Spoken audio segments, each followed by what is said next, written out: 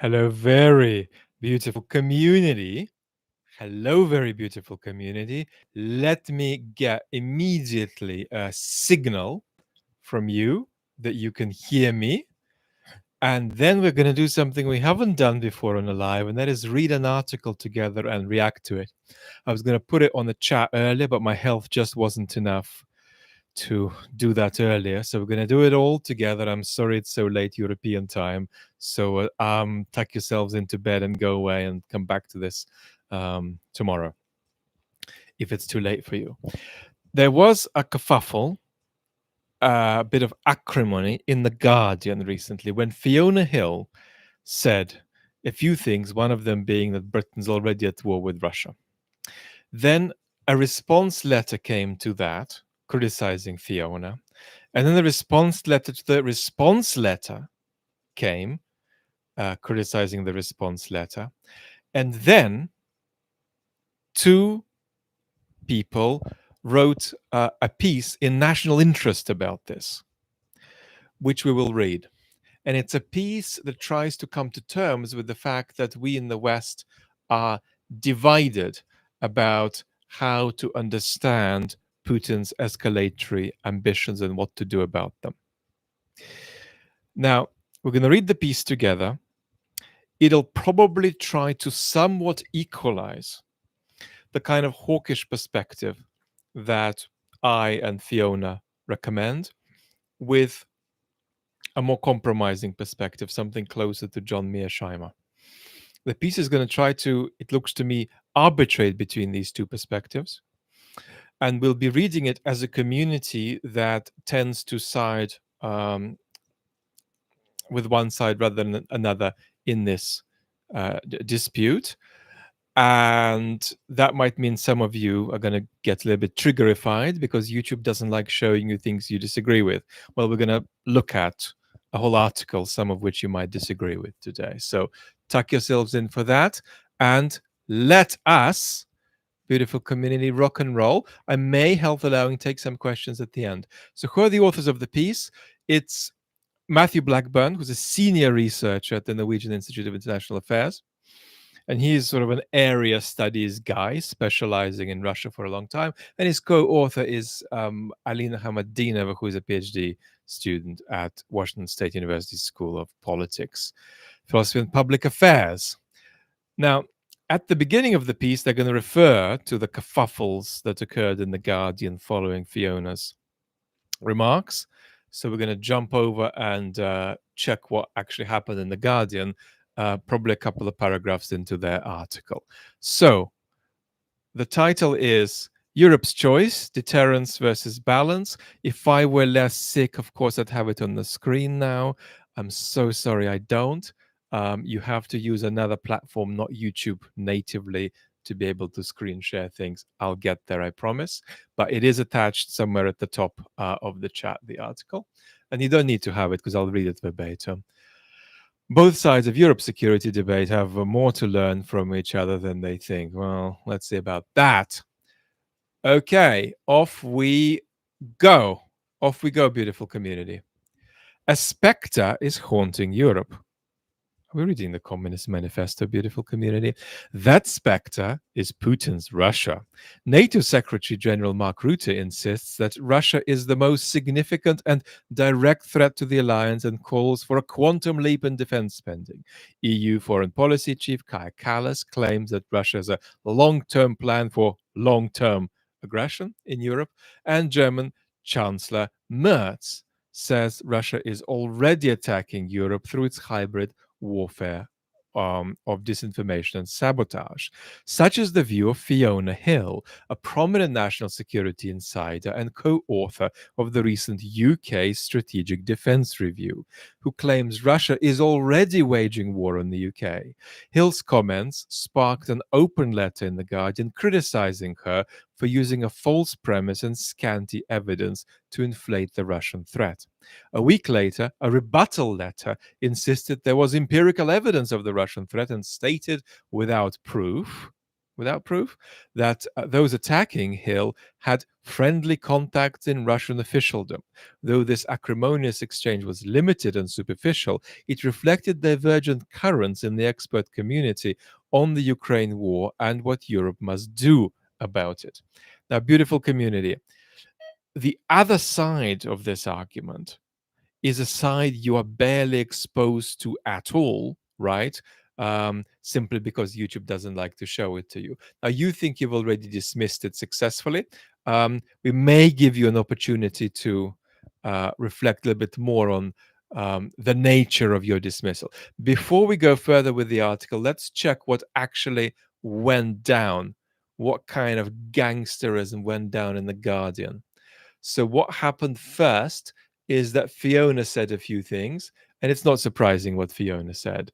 She said, "We're in pretty big trouble. We're stuck between a rock and a hard place. The rock is Putin, and the hard place is the unpredictability of the US under Trump." She said Russia has hardened as an adversary in ways we hadn't fully anticipated, although Fiona Hill probably did anticipate it over the last decade. And Russia is already menacing the UK in various different ways, from poisonings, assassinations, sabotage operations, all kinds of cyber attacks, blah, blah, blah. And in conclusion, Russia is at war with us, says Fiona Hill. And she also points out that she said that Putin had declared war on the West many years ago.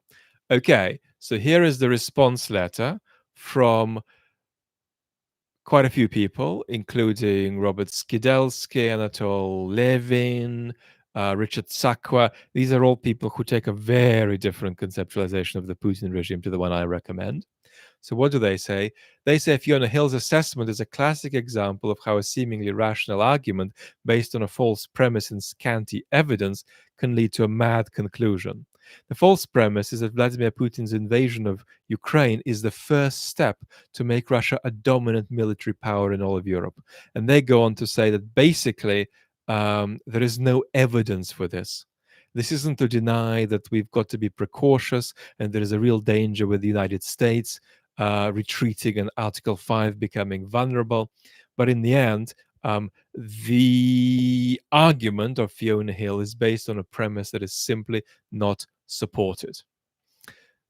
Now, there is a reply to that reply titled "There's only one warmonger in Europe, and that's Putin."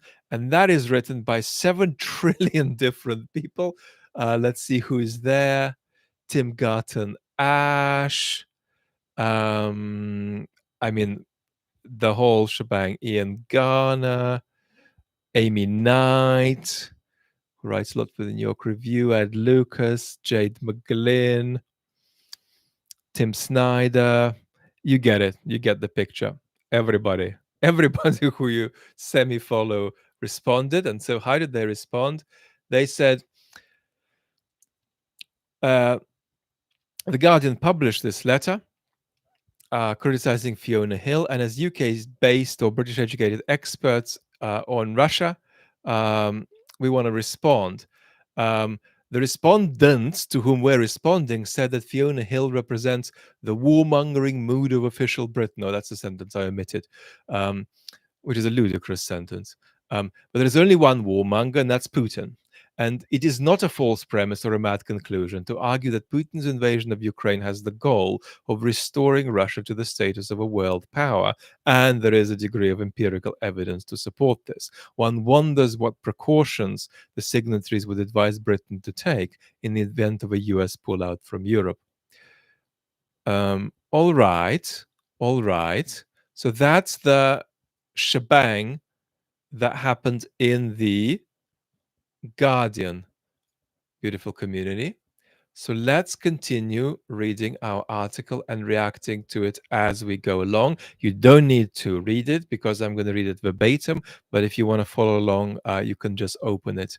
And look at it with me as we go along. All right. On one side stand the deterers. The deterers, the article claims, of whom presumably Fiona Hill and presumably people like me will be part of. They view Vladimir Putin as the only warmonger in Europe. Deterers naturally support Hill's claim that Russia's ultimate aim is to be the dominant power in all of Europe. They believe the West made a grave error in underestimating the Russian threat while failing to invest in defense to build credible hard deterrence. They argue that Europe must learn its lesson and mobilize its society and economy to build credible deterrence against the Russian threat. So that's the authors trying to capture who the deterrers are. Now, why am I struggling so much, beautiful community? It's because I can't see. Now, I've got to make an important footnote at this point, and that's that there is genuinely a tension we can't get out of in Europe between investing in defense to protect ourselves from Putin and undermining investment in health, education, climate, and so on. That's to say, the more armed we become, the more likely it is that our grasp of these new arms that we get will be increasingly unlovely and pro Putinite. So, by arming ourselves, we are inevitably, to some degree, going to be putting weapons in the hands of pro Putinite politicians. Because the more we rearm, the more we will encourage the crisis of trust in institutions that will elect authoritarian right populists who are functionally and ideologically identified, to some degree at least, with Putin. Now, we can't escape this conundrum, but we can solve it. We can solve it by, if you like, trying to have as much of the cake and eat it at the same time. It's not going to be a perfect solution, but we have to try to get the best of both worlds. And in doing so, we're going to take some losses, but there is no perfect way to do this. There is going to be a bit of give and take. The more arms we have, the more unlovely the arms holding these arms will be. So these are the deterrers. Now, who are they up against, according to this article? The balancers. The balancers make up the opposite side, which seeks diplomacy and de escalation of the conflict through a new agreement that recognizes the balance of power. They argue the West bears partial responsibility for the outbreak of the conflict. Now, let me say straight away that it's not that the deterrers don't think the West is responsible. It's the deterrers think that the West is responsible by not doing enough earlier. They don't think that the West is responsible in the sense that the West provoked Russia, but they do think that the West is responsible in the sense that it didn't do enough to deter Russia. So the deterrers also do put responsibility on the West, but just not the kind of responsibility that the balancers put on the West. The balancers' responsibility put on the West is the responsibility of a kind of provocation of Russia. They argue that the West bears partial responsibility for the outbreak of the conflict, having ignored Russia's security concerns on NATO expansion. According to this interpretation, Russian military aggression in 2022 was a reaction to a perceived existential threat. Now, you see, again, I am not comfortable attributing that just to the Mearsheimer camp or the Balancer camp. That stuff is also stuff that I think, that Greg Eugene thinks, that Mark Galeotti thinks, that Sam Green thinks, that Jade McGlynn thinks, that Fiona Hill thinks. In other words, I absolutely think that Putin is in his mind sincerely fighting a defensive war. So it's not just the balancers who attribute defensive motivation to Putin. It is actually the best among the deterrers who also do the same too. They also think that he thinks it's a defensive war. Doesn't follow from that it is, but they think that he thinks that it is. According to this interpretation, Russian military aggression in 22 was a reaction to a perceived existential threat, namely NATO's absorption of Ukraine would decisively swing the balance of power in favor of the West. Okay. It looks like the comparisons between the balancers and the deterrers keeps going in the article, so let's follow it. Balancers also assert the West helped prolong the conflict by discouraging various attempts at diplomatic solution, and I agree with that. They do not think continuing the war serves the interests of Europe broadly understood. They criticize NATO's failing strategy and call for a course correction. I absolutely agree with that, right? Folks who believe that this is about NATO expansion have indeed been calling for a diplomatic solution, thinking that one was available. As you know, I have been skeptical about that. The deterers and balancers view the war and each other in incompatible terms. They moralize the conflict in sharply different ways. The deterers tend to see the balancers as appeasers ready to cave to Russian demands. I think that's fair. A lot of you see folks like John Mearsheimer as occupying an appeasement position. They're baffled that the balancers failed to recognize Russia's villainy and aim their critiques at the West instead. Deterrers, on the other hand, are confident in their own moral clarity, which they believe is shared by European elites and public opinion, even if the latter is divided on specific questions related to the war. What's very interesting is that Western discourse has indeed been, on the whole, um, in the deterrers camp, but Western policy hasn't necessarily been there. That's to say, the rhetoric of Western leaders has been a lot stronger and more coherent, not entirely coherent, but more coherent than the West's actions. In contrast, the balancers present themselves as moderate doves opposing radical irresponsible hawks. They argue hawks inflate the Russian threat, ignore escalation risks, and dismiss all diplomacy as appeasement. And that's indeed the position, right? Mearsheimer supporters would think that you guys are a bunch of dangerous, irresponsible hawks trying to provoke a nuclear war. Balancers believe the mainstream coverage of the war is heavily biased and feel their arguments are not given a fair hearing. I think that's difficult to judge given how diffuse our media environment is, but that could be tendentiously true. They argue the black and white morality around the war conceals a basic fact. The NATO open door policy has led to war, not peace.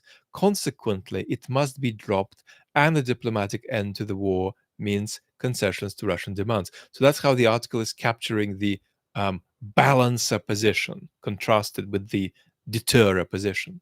The current debate between deterrers and balancers is in many ways another incarnation of a controversy sparked by Mearsheimer in 2022 with his lecture, The Causes of the Ukraine War. I don't think it's uh, uh, the latest incarnation of it, it's just a continuation of the same thing. Mearsheimer argued that the United States created Ukraine crisis by pursuing Ukraine's NATO membership despite repeated Russian warnings. His opponents hit back, arguing Mearsheimer's balance of power logic robs Ukrainians of their agency, rationalizes Russian war crimes, and overlooks the danger of Putin's national imperialist ideology. Now, this is the first bit of the article, and we're reading it together, that I don't like. This is an incorrect capture by the authors of the position of the deterrers. The central tenet of the deterrers' view is that Putin is engaged not in a regime, not in a national security, but in a regime security war. Putin needs to engage in foreign escalation and arguably war for regime security purposes. That's the central claim that a Sam Green or a Jade McGlynn would make. So,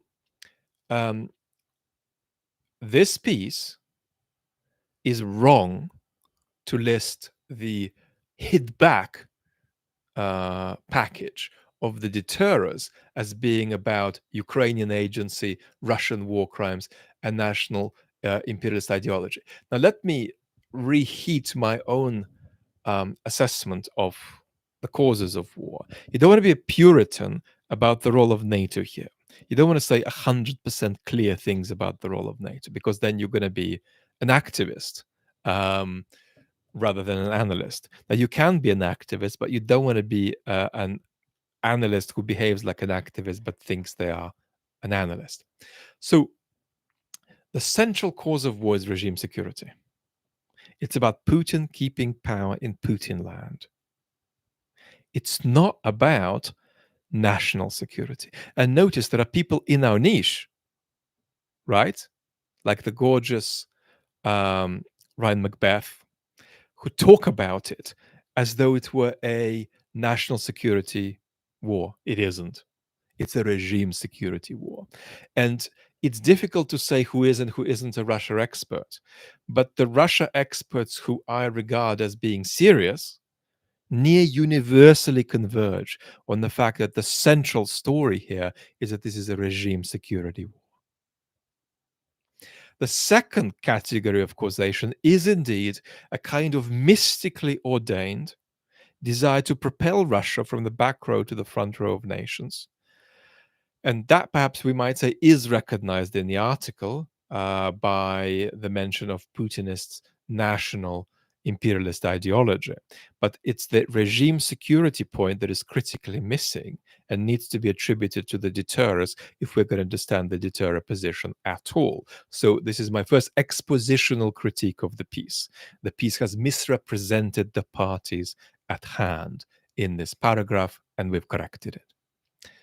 At that time, assigning blame for the Ukraine crisis was crucial to the debate on Western military assistance to Ukraine. Realists, aligned with Mearsheimer, argued that such policies would merely prolong the war and invite escalation. Liberal internationalists, now, by the way, I'm not a liberal internationalist, I am a post liberal when it comes to global politics.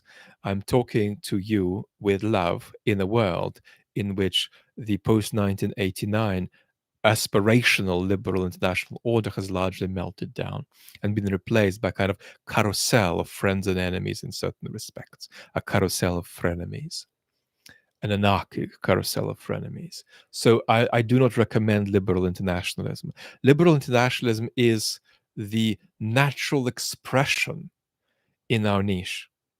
Civilization, the civilized world, human rights, right?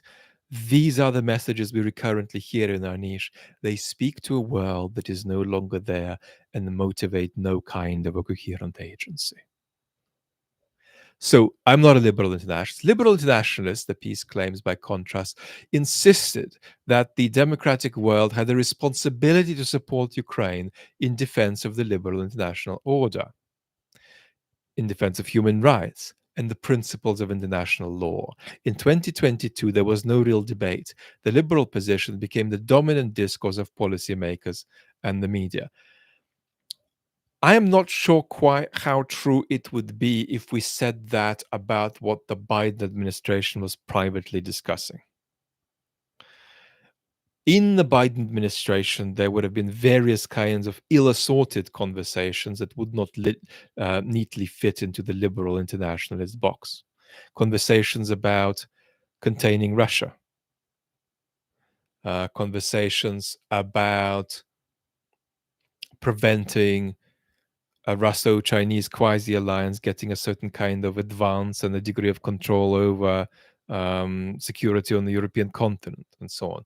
It wouldn't have all been dressed up in liberal internationalist discourse. Today, we go on reading, in the third year of the war, military aid to Ukraine is now an established European policy in a limited and fragile way, but okay.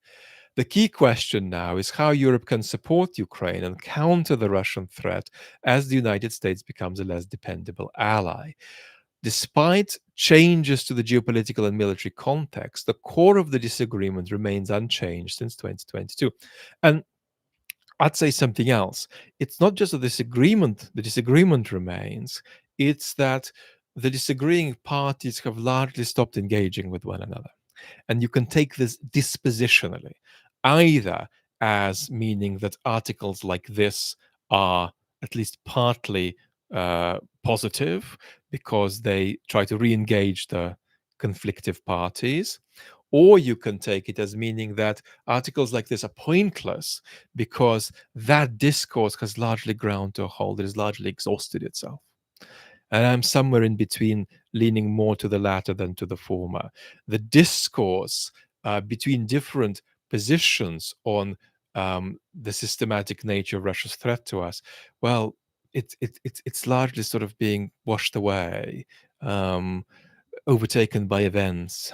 It's a conversation that's fizzling out, and so this is a little, paper aeroplane thrown into a little, piece of paper thrown into a fire that is fizzling itself out to some degree discursively.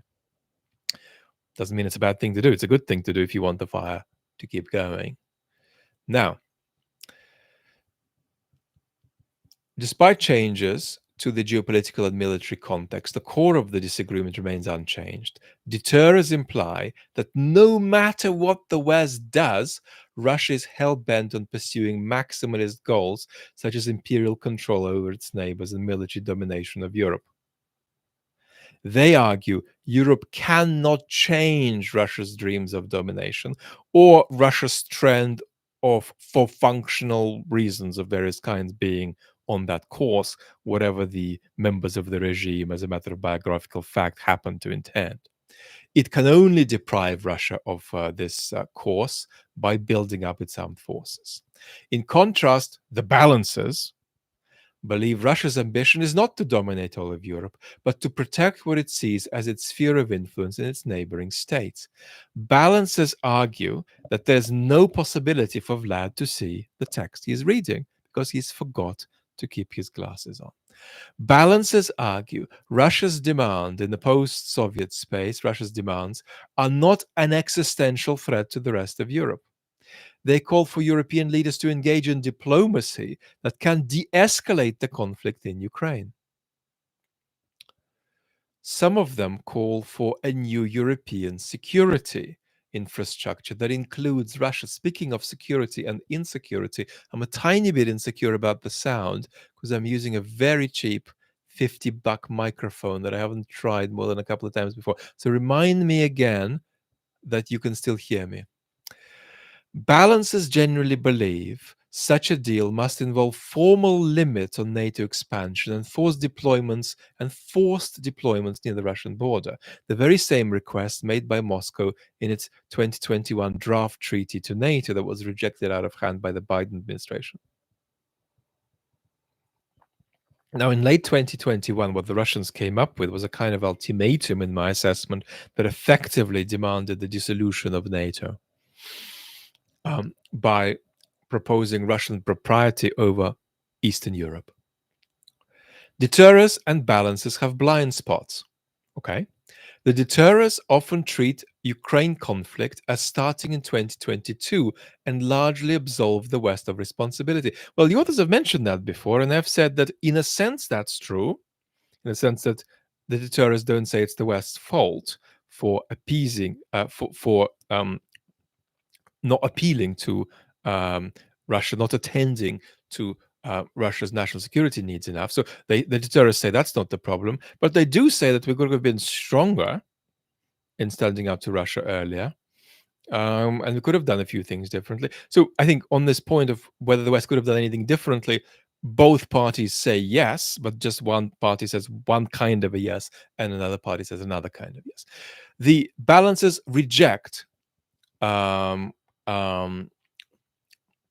the balancers say that the deterrers reject engaging in strategic empathy needed to reassure Russia about Western intentions. Now, again, there is a difference. Strategic empathy might lead you to understand quite rightly that Putin is engaged in a defensive war in his head. But it doesn't follow from that that that's how we should understand it. Instead, by presenting Russia as an existential threat, they reduce the space for diplomacy and increase the risk of a showdown. In contrast, balancers often have a myopic focus on Western warmongering. So we just heard a little bit about what the article thinks might be the faults of the deterrers. Now it's going to say a few things about what it might think are the faults of the Balances. Balances have a myopic focus on Western warmongering. They often fail to acknowledge how Russian warmongering has led to a dangerous impasse in which neither side is willing to concede on any issue and open the door to détente. Balances rarely consider the need to prepare for worst case scenarios, such as if Russia does indeed decide to use hard power against other European states. They also seem blind to the need to keep Europe united and secure, to get the best deal for Ukraine that is available. Ultimately, the two sides have divergent concerns. Deterers fear appeasing Putin will discredit the West and unravel the international order, or at least deterers think it'll unravel whatever is left of the international order. Balances worry the overinflating of the Russian threat could cause a spiraling security dilemma and risk direct war. Is it unreasonable to ask if both sides' concerns are valid? No, it's not unreasonable to ask that, hence you're writing the article. We could take different views on this, but it's certainly not unreasonable to ask. If the aim is lasting peace rather than perpetual conflict, surely Europe needs to rebalance its deterrence and reassurance posture toward Russia. Well, that simply depends on your analysis of the causes of war. If you're a certain kind of deterrent party member, if you like, you might reject that proposal. Let's go on. It is in this context that Fiona Hill is a polarizing figure for the two sides. Balancers would argue she has a track record of inflating the Russian threat without hard evidence, evidenced by her claims on Russian election interference or Putin's influence over Trump's policy plans. Weak. Weak. If you're writing an article like this, you need to take a view as to whether Fiona has done this or not, as opposed to imply that she has. Now, has there been historically grotesque exaggeration and exaggerated Russia gating in the United States? Yes, of course, right? What happened in 2016 was that there was Russian interference in US politics via hacking and leaking and via kind of weird but very inept online campaign, the aim of which was to weaken Hillary Clinton. But it wasn't very significantly influential on the outcome, in my assessment. And it certainly didn't entail collusion between the Trump administration and the Russians. But the Russians did interfere. So you've got to call it as it is, not smaller than it is, not bigger than it is, but call it as it is. Now, the question is, did Fiona dramatically exaggerate what actually happened? It isn't my recollection that she did. This article implies that she did. I don't like your implication. Call her out for it if that's what you think and give the evidence. Yeah, criticizing Hill for exaggerating the scale and frequency of Russia's hostile actions in the West misses the point. Like the rest of the deterror camp, Hill believes there are Russian malign intentions which cannot be altered, but only countered by a powerful deterrent. On this point, the two sides will never agree. May never agree. Disagreement on the scale of the Russian threat is not resolvable with facts. Now, I largely agree with that. What is at hand here is an interpretation of the actions of the Kremlin, which always involves two things. It can't just be about the biographical, psychobiographical content, right? In the heads of folks in the regime and their conscious intent. It also has to be about structural factors, functional factors that mean the regime is being pushed in one direction rather than another. On this point, the two sides might never agree, and facts are not going to settle this. On one side, one side will refer to classified information and imply superior knowledge. The other side will make unverifiable claims that vested interest groups inflate the threat for their own purposes. But could this fundamental disagreement serve as the common ground for a new dialogue between deterrers, and balancers? No, it couldn't. But the article proposes presumably that it could, so let's see how. Both sides share a desire to understand how the Russian leadership perceives Western actions and how this perception influences its intentions. Here, it is worth recalling that the Russian political establishment was itself once divided between deterrers and balancers. Let's go on. Even after the 2008 Bucharest summit invited Georgia and Ukraine to join NATO, Russian balancers argued the NATO threat was not existential, and provided both sides respected each other's concerns, mutually beneficial cooperation between Russia and the West could continue. Then, Russian President Dmitry Medvedev, today a vocal warmonger, took precisely such a stance.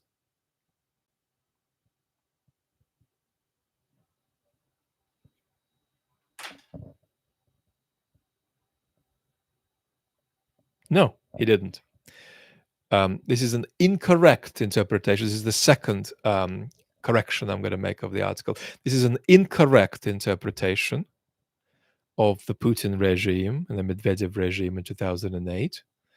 The dominant opinion there was that NATO was an existential threat.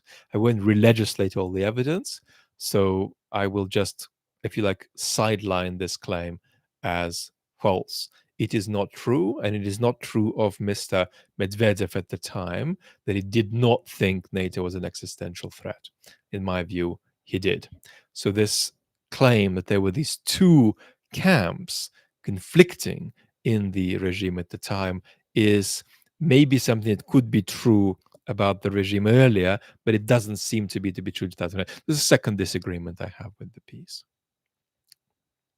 a second major disagreement. In contrast, Russian deterrers painted NATO as a threatening entity determined to encircle, isolate, and subdue Russia. They interpreted the 14 Maidan revolution as a NATO plot to expand its influence to Russia's doorstep.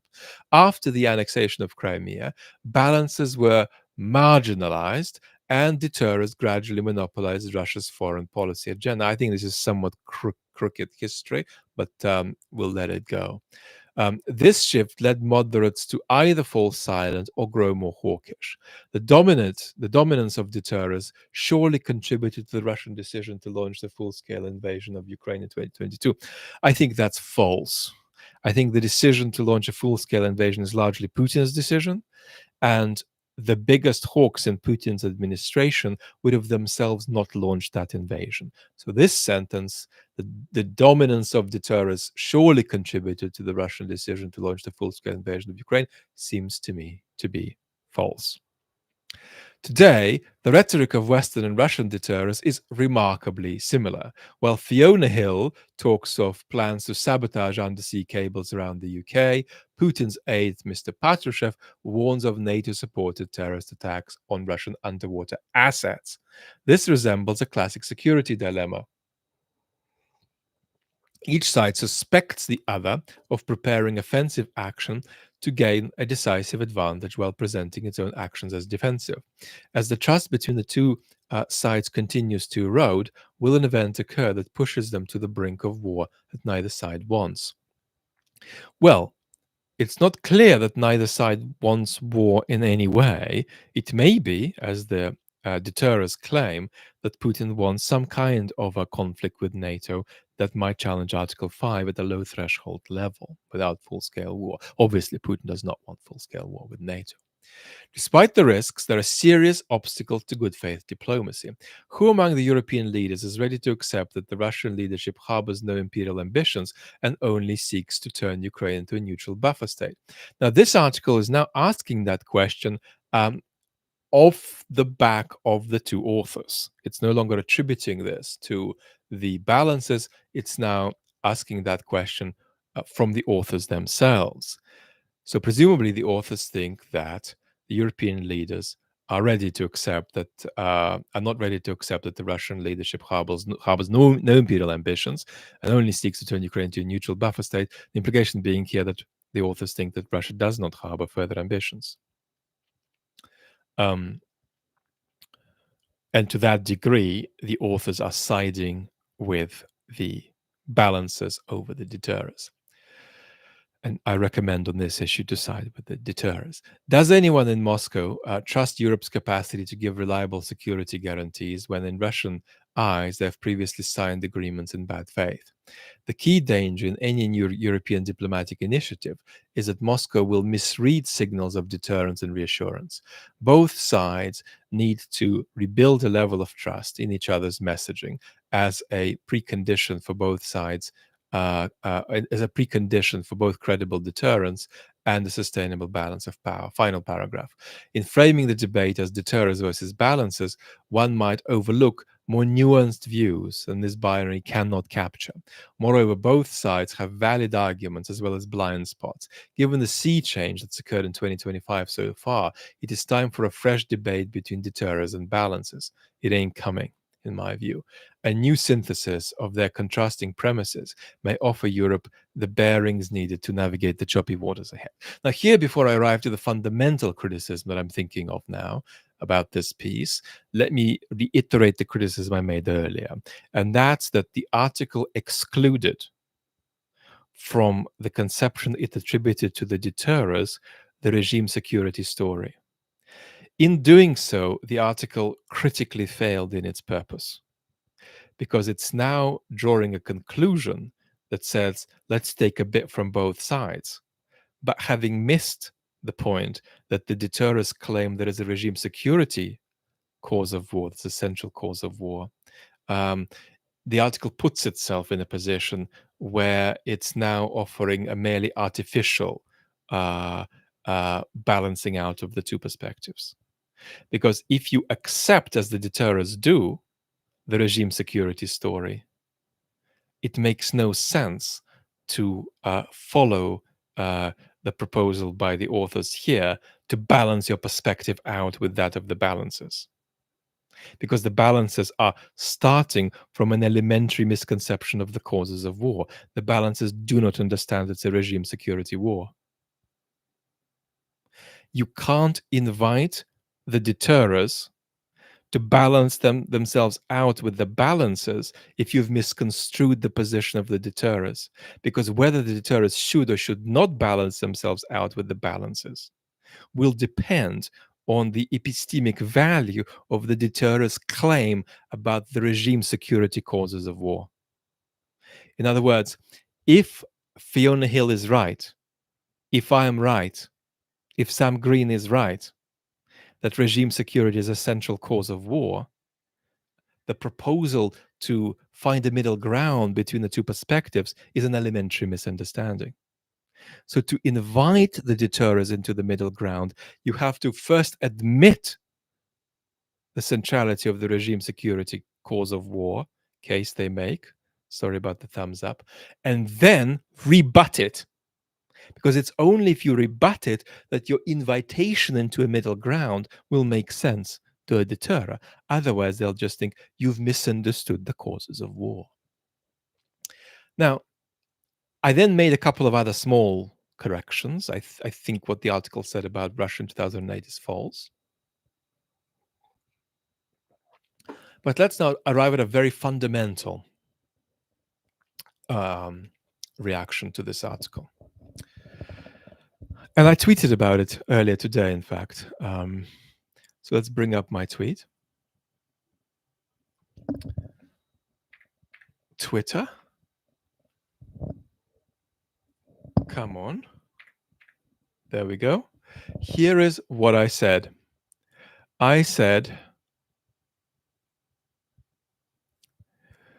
we think of our conflict with Russia too narrowly, just as international relations. But it's part of a deeper global conflict between a new authoritarianism on the one hand, and on the other hand, an exhausted and outdated liberal democratic worldview. And that conflict plays out within nations as much as it does between nations. That conflict plays out within nations as much as it does between nations. And so, for example, the West's failure to resist Putin effectively and the Democrats' failure to oppose Trump effectively are two parts of the same crisis. There is a global ideological wash. I won't fill out in detail what that ideology is. We're talking about it next on the main channel.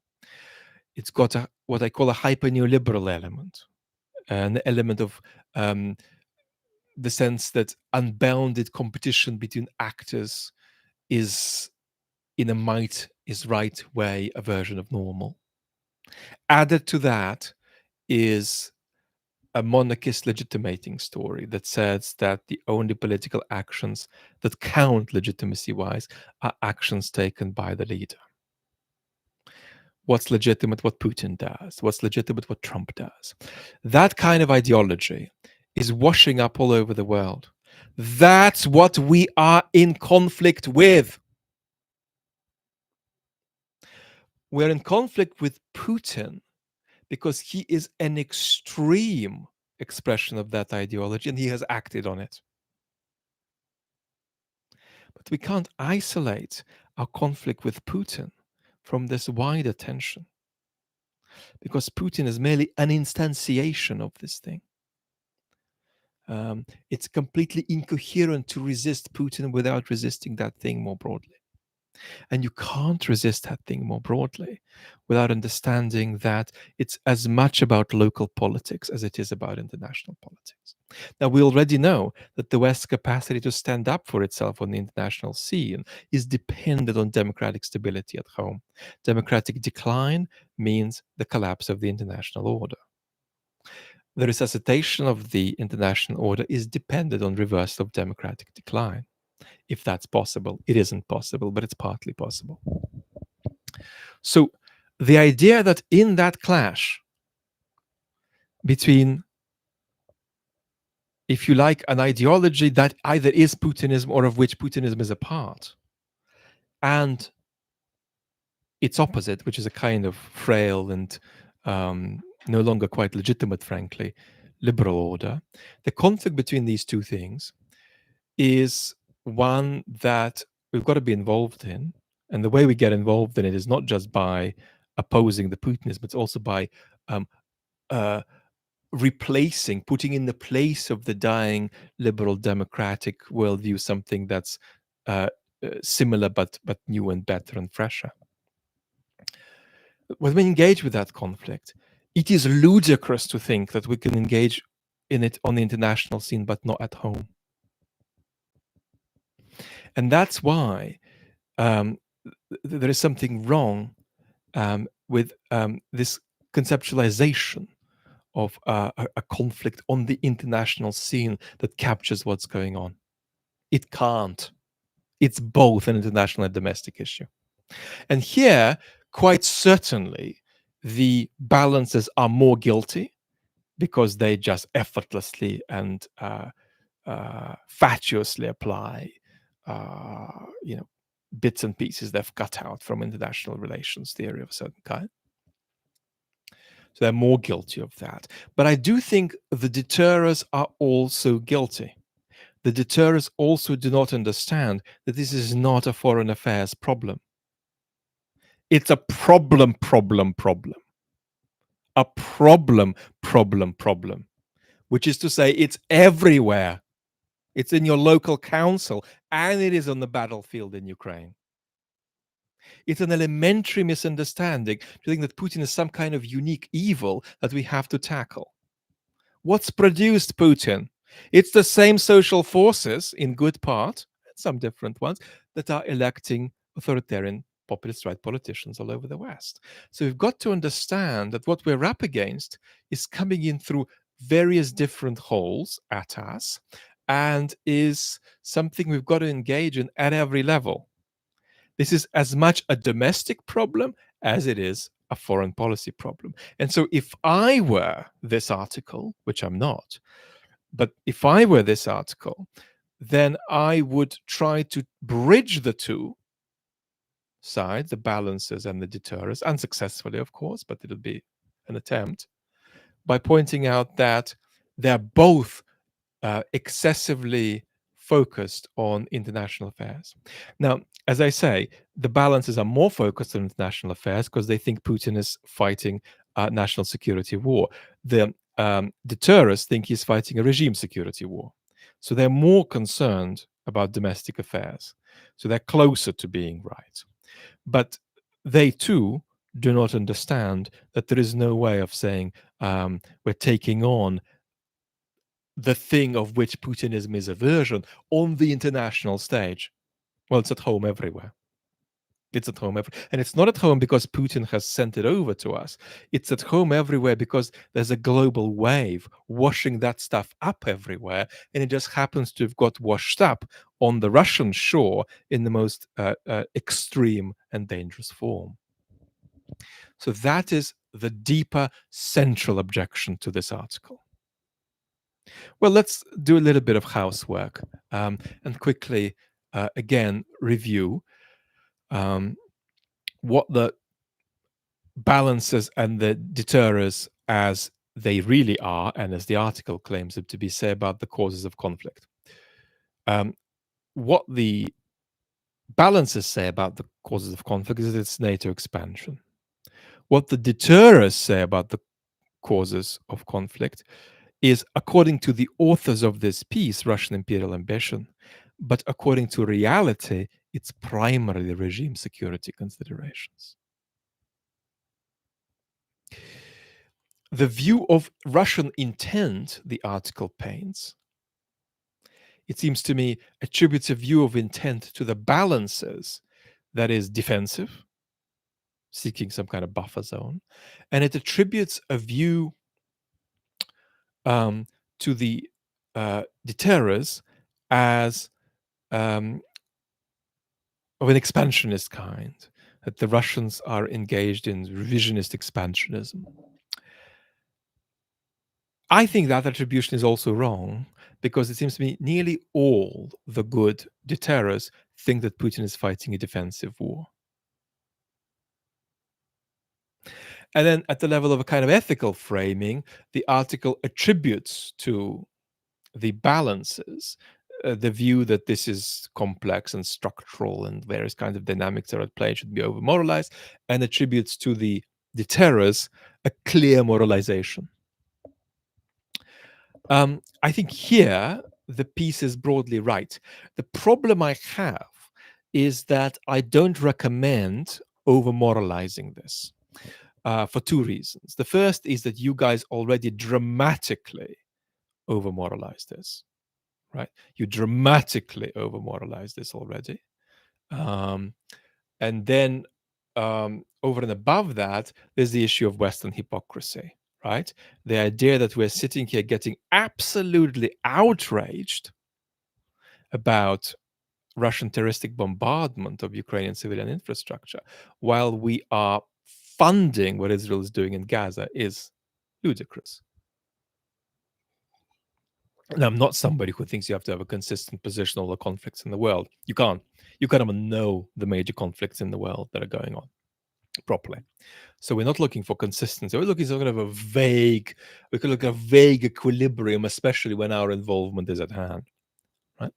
Now, when I say that you over moralize the conflict, what do I mean? Do I mean that Putin is not a bad guy and you say he's a really bad guy? No, he's a very bad guy. There is a video about the nature of evil on the main channel. It's partly a video about Putin. But what I am saying is that over moralization of the conflict occurs where you deal in it with moral categories to such an extent that you lose a sense of political efficiency. It's a kind of moral outrage about Putin that is so disconnected from cause and effect that it actually is not conducive to your side taking effective practical action to oppose Putin. So enough. How has the article done? We're going to give the article a score out of 10. Look, it's got to get some points because we love public discourse and it's making a case. It's well written and it's clearly an article behind which there is a lot of knowledge and expertise. So that gets us 3 points out of 10 straight away.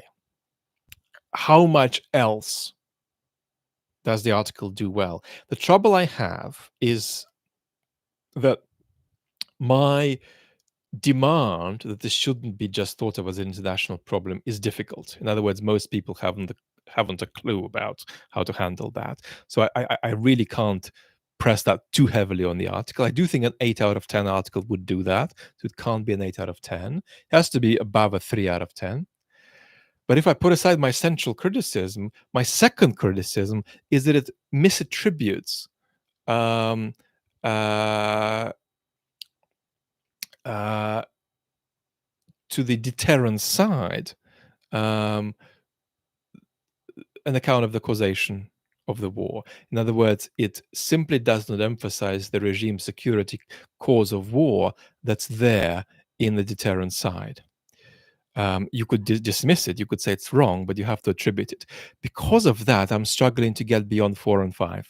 So I'm going to go 4.5 out of 10. So this is the final score, beautiful community. 4.5 out of 10. Let's have some of your scores in the comments. We're 5 minutes short of an hour. Let's have some of your scores in the comments. And then we can take a few questions and see how we go. You see, I give 3 straight away for constructive public discourse. Alex, you're going 4 below me. 3, 4, 3, 4, 2. I'm basically slightly. I'm to the generous end of this community. Russell 3, Windex 5, 7. Okay, nice. 2. Emmy says I'm drunk. That's a score in of itself. So the piece is above, right? It's in the pinned comment above. It's national interest. It's pinned above. 6, James. Scott 4.5. Okay. So what we're gonna do now is take a small number of questions. What do I think of Kaczyński? Well, obviously, he views the world very differently to me. What do you mean by Russia spreading this information? I meant to say disinformation, presumably. I have a counter argument. As an IR student, KGW says, realists did not have a unified opinion on Ukraine. Any good realist would point out there is enough assurance can satisfying others, especially while at war as enemy. I don't understand that completely. I'm sorry. I probably should be able to make sense of it, just quickly written, but I can't make sense of it. Maybe it's because it's 11:30 and my brain is misfiring. So it's on me, but I don't understand what you mean. I'm sorry. Let's take a little bit of questionification. David Elston's given me a 9. I'm gonna go 7.5. I'm gonna score myself 7.5. So let's figure out why I can't see your questions.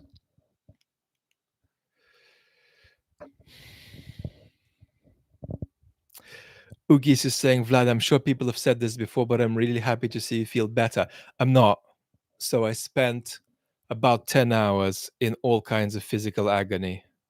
I had to wait to do this chat. I can't walk. I can't sit properly. I managed to be for 5 minutes in my wheelchair to make a cup of tea for this chat. So I'm mostly in a kind of physical hell. It's just that my mental health is extraordinary and I'm finding windows in which to speak to you. I've also tried a central med that's meant to help me, and I've been intolerant to even 1/30th of the dose. So I absolutely adore the sentiments, and I wish they were truer than they are. Alex, thank you. Let's have some questions. My love goes out deeply to all of you who are struggling too, whether it's physical, whether it's mental, whether it's war, whether it's anything. My heart goes out to you, and love and solidarity. I 19 times out of 20, I just say thank you so much when people say, Vlad, I'm so glad you're better.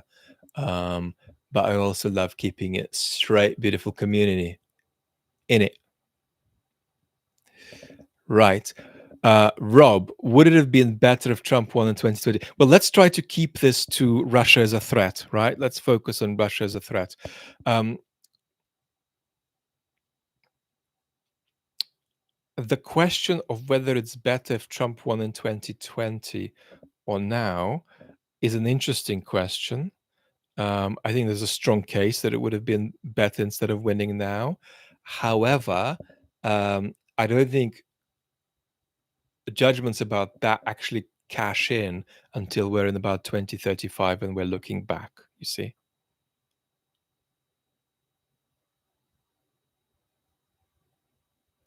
Alex is asking, when assessing the causes of a given conflict, what's your process in broad strokes? To not assess it. To not assess it. So it's very, very difficult to assess causes of conflict. So I think there are two elements at least that matter a lot. The first element is you have got to be country familiar. That probably means having the language. That probably means having been there at some point, as a visitor at least. Not necessarily, but probably. It means having a network of experts informally with whom you can commune about what they think is going on, people who've worked in the field robustly. That involves academic experts, but also journalists. So a lot of country knowledge. Now, I am actually not an area expert. I am a political philosopher who is speaking in general terms about this, who happens to know about some parts of the world better than others. However, I do obviously have access to the language. I have spent some time in Russia since leaving the Soviet Union as a visitor. And I have made notes on Russian politics since the 90s. I have notes from the 1990s on Putin.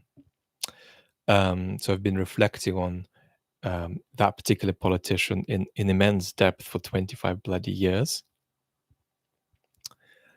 And then that's the first ingredient. You've got to have a certain degree of closeness. Second ingredient is you've got to have a systematic understanding of all the parties at hand in the discourse about what the causes of what happened are.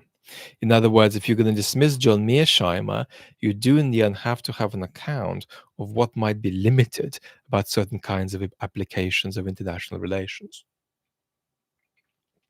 So I don't mean that that's what it's required for a normal person to form a view, but I do think it's what's required for somebody to go on the radio talking about it without being a bit of a clown. Now, most people who talk about this on the radio are clowns because they don't know enough. And they just get on the speaker circuit and off they go. But I think that you have these two ingredients. You've got to have a kind of a closeness that involves, if you like, area expertise. And then you have to have a systematic understanding of all of the different explanations at hand, the types of explanations at hand for what is going on. That's the second thing I would introduce.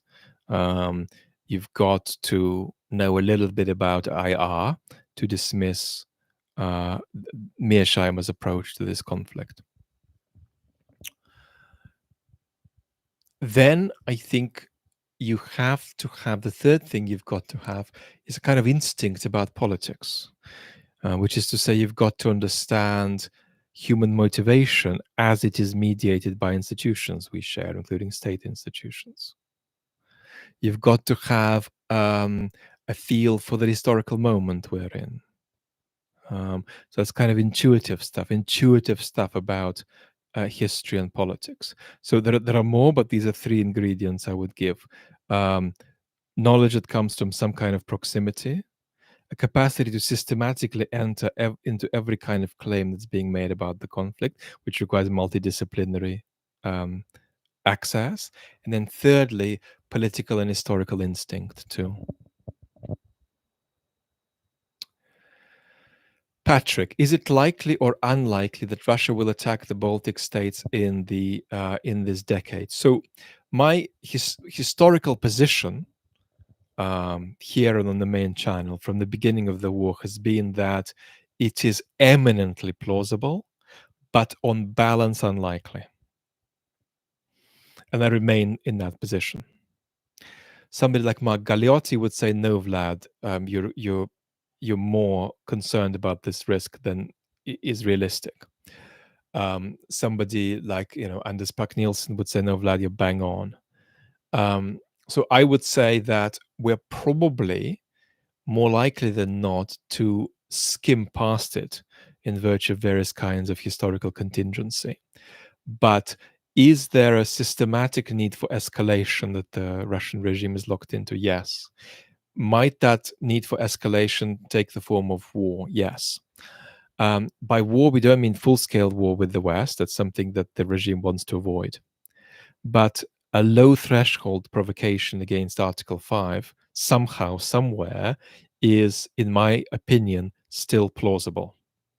If you force me into likely or unlikely, I would say unlikely.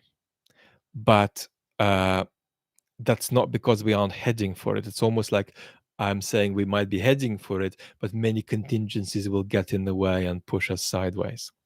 So when I say it's unlikely, that's not terribly reassuring, right? Because if you're in the Baltics and you think there's a 30% chance of this happening, you're not going to be very impressed with my analysis.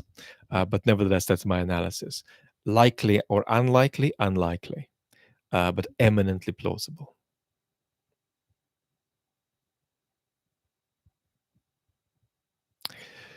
Asynchronicity. Why is the sphere of influence phrase still used with some sort of objective meaning or validity?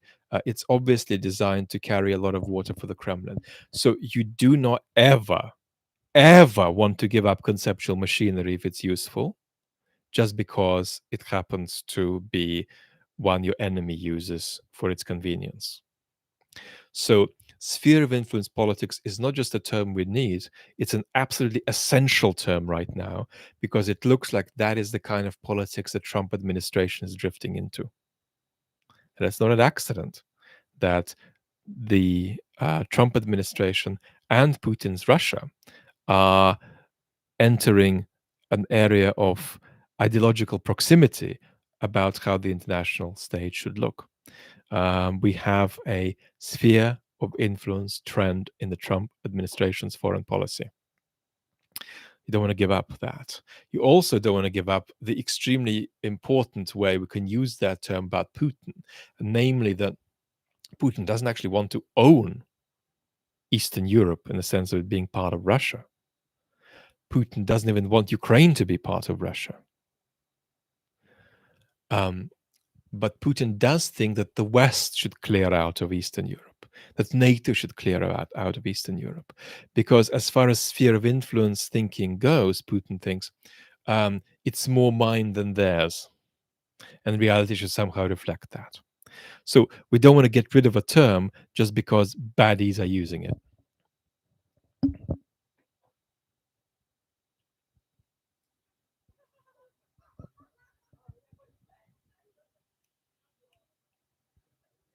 Mike, Trump won a majority of Americans on social assistance programs like food stamps and Medicare. Yeah, you tweeted about that um, a day or two ago.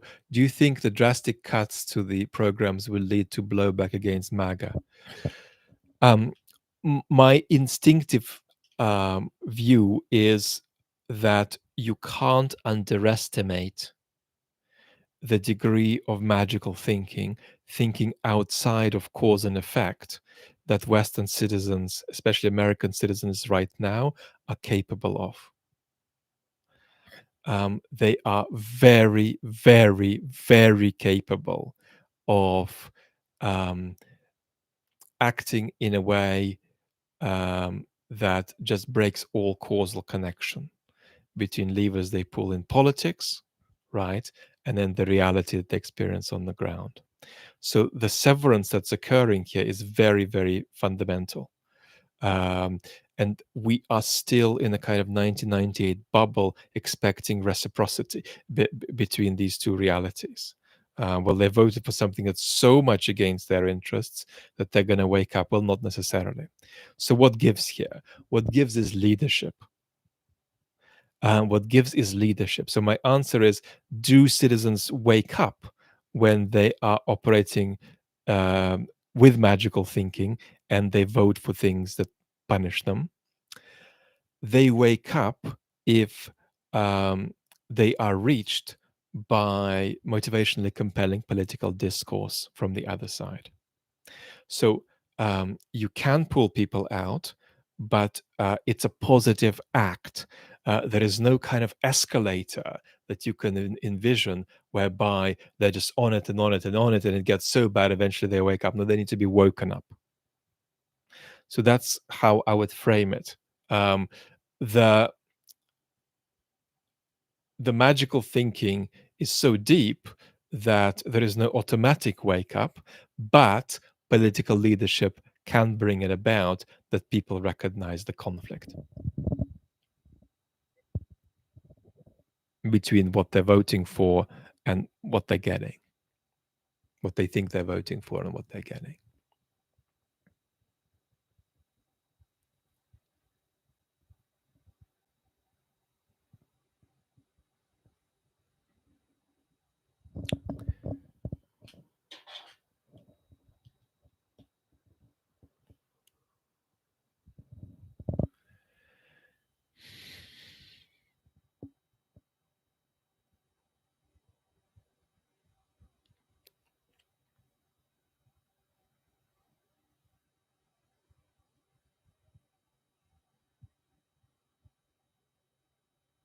Let's have a look. I'm waiting for a question I can fish out.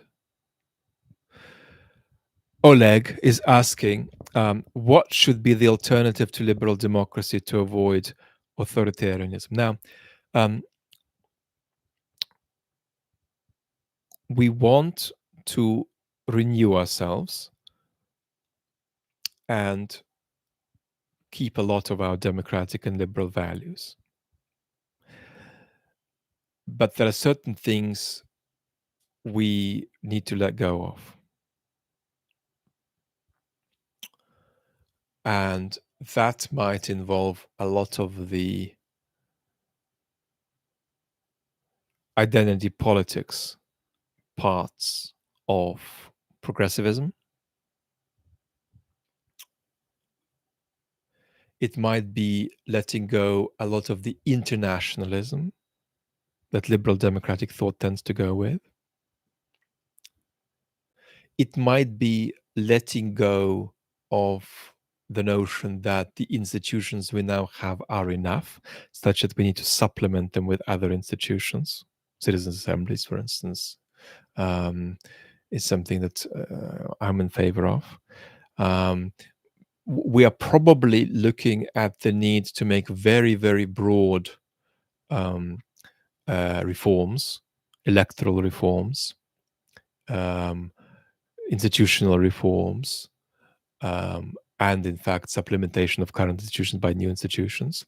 And as we do that, we really will be letting go a certain kind of worldview. And that's why I wouldn't frame it in terms of just resuscitating, re-arguing the losing liberal order such that it starts to win until it starts to win. I would say that it's dying and it's going to be done. So we need um, renewal, which requires transformation. And it's difficult because, in part, figuring out what we need is a matter of trying and living and experimenting. It's difficult to engage in politics when you are exploring what the destination is. But that's one of the challenges. One of the challenges we face. You're certainly not going to defeat the wave of authoritarian populism by reverting to technocratic centrist platitudes. wherever that's happening, authoritarian populism is winning.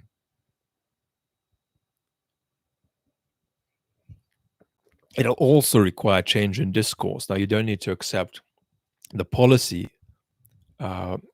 positions of somebody like Mamdani, but we can always learn about what rhetoric is needed. And the rhetoric that's needed is going to have to be based on a reevaluation of where we are today in terms of the closeness and distance between private sentiment and public discourse. Public discourse needs to get closer to private sentiment, but not as close as it does with Trump. And to do so institutionally, to do so pro-institutionally, it's a difficult balance.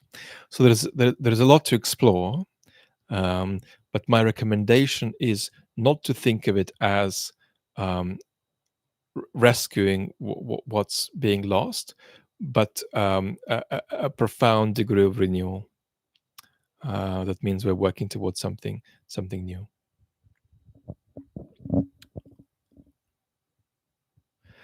Pauli, what does regime security actually mean for Putin? Well, let me be absolutely clear. Every kind of instance of threat to instability that occurs within the country is for Putin an expression of a foreign threat. For Putin, somebody like Mr. Navalny was a foreign agent inserted into Russian politics by the West. So for Putin, all domestic instability is foreign invasion, essentially. Now, another way of um, uh, uh, thinking about this is to envision a destabilized Putin regime and how dangerous at that moment Putin would think a free and independent Ukraine next to Russia's borders, even if it's not in NATO or the EU, will be. Rachel is saying trying to copy Mamdani's rhetoric without his policy goals is ineffective. You could say without his values, possibly, but he will fail to do most of what he is committed to in office. So that will be a deleterious impact on trust, as well as the positive impacts on trust he's going to bring about. So you draw a lot from him, but you're also going to have probably a couple of right-wing policies in the bag. So if you're going to win at the national level. But this is a time to learn. And that's why, however critical you might be of the undoability of a lot of what he's putting on the table, the Democrat old guard's derision of him is a moral disgrace, because this is an age of learning and openness for a party that's serious about doing good and winning. And so the extreme dismissiveness of him is disgraceful. Because we are in a moment where it is absolutely morally imperative to learn and to explore and to be creative and to draw from different sides. So that's quite bad, no matter what you think.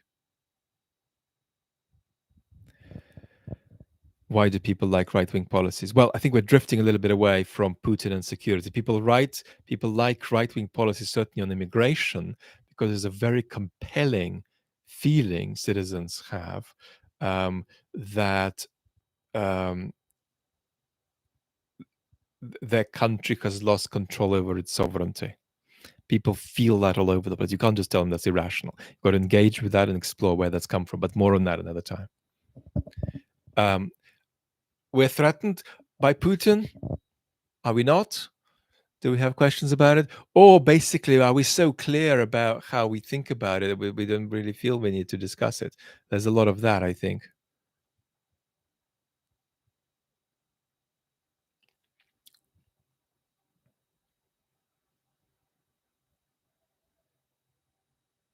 KJW, no, it's my fault. It's never possible to be clear enough about what the topic is. So I understand veering off topic is most natural.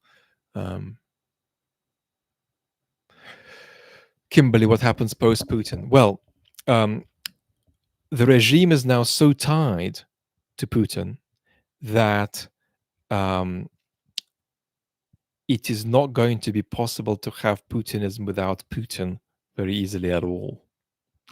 And moreover, Putin is now too weak to bring it about that he has any control over the transition period. Putin is not strong enough to control who his successor is going to be. So the degree of personalized dependence in that regime is now very extreme. What I would warn against, however, is a complete conflation of the kind we made in Iraq of the Putin regime and the Russian state. They're not the same thing. The Russian state does not collapse if the Putin regime collapses.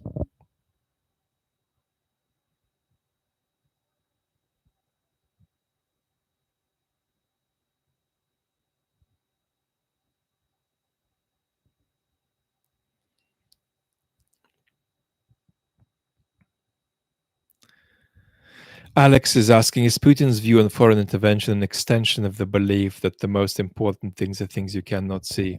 I think Putin feels that he needs to be preemptive about averting threats. And he feels that because he really primarily understands threats to Russia, threats to the regime, threats to himself as amounting to one thing, and that is a physical threat to his body. Anything that's not a physical threat to his body is not existential, which is why Putin was so relatively relaxed about Ukraine's Kursk incursion. But he wasn't relaxed about the Prigozhin mutiny. So it's literally about physical survival for Putin. That's primary, and that's what rests at the bottom of Putin's conceptualization of Russia's existential interests. It's just Putin's neck. That obviously makes him pretty conspiratorially minded. And he has a lot of trauma about witnessing the loss of power of other tyrants in recent history. That just traumatized him. He doesn't like that sort of thing. But he's not a complete fantasist conspiracy theorist. He does demand evidence for things. I suppose where he doesn't need evidence is when it comes to opposition to him within Russia. He just thinks all of it has to be foreign caused.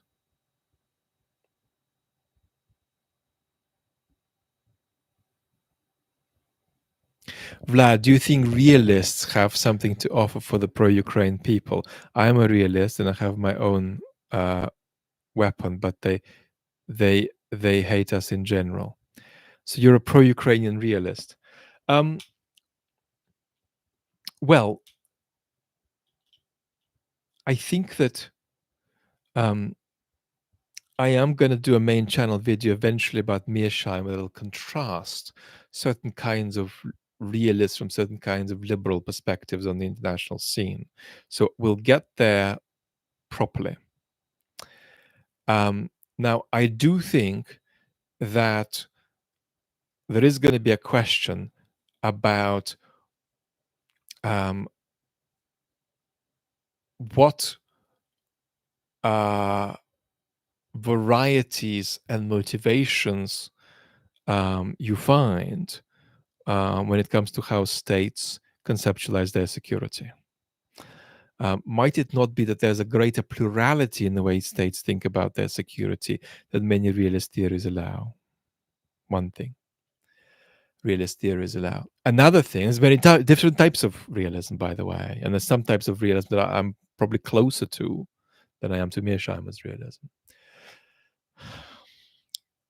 It is also clear as is the case with Putin, of course, that states do not always engage in acts on the foreign stage out of national security considerations. Could be regime security considerations. Um, Obviously, if you're a type of realist who just has no room at all for a regime security causation of war account when it comes to Putin, then you're really in explanatory trouble. Um, but I think it's too big a question to answer now properly. So just be patient and wait for me to, within a couple of months, put something on the main channel about it. Rob Marshall, do you watch Jake Bro? Um, I don't watch much of anybody in our niche because I'm have so little time. But I've been on Jake's channel a few times. I'm sure I will be again.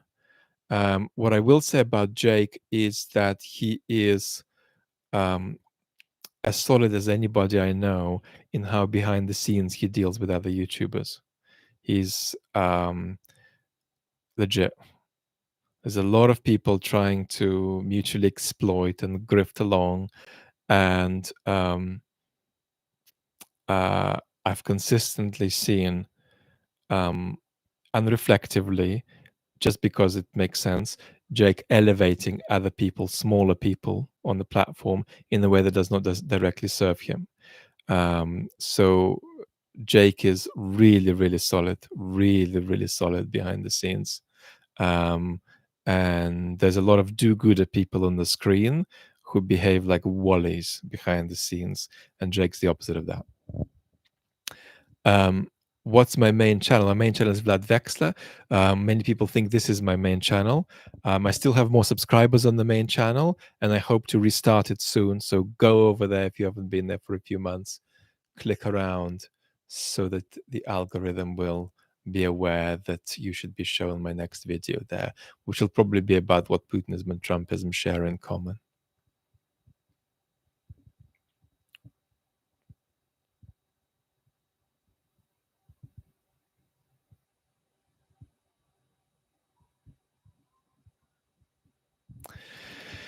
Will we see a 1990s style collapse in Russia after the war? There is a video on the main channel about the prospects of Russian disintegration, and if that's where you're going, then watch that.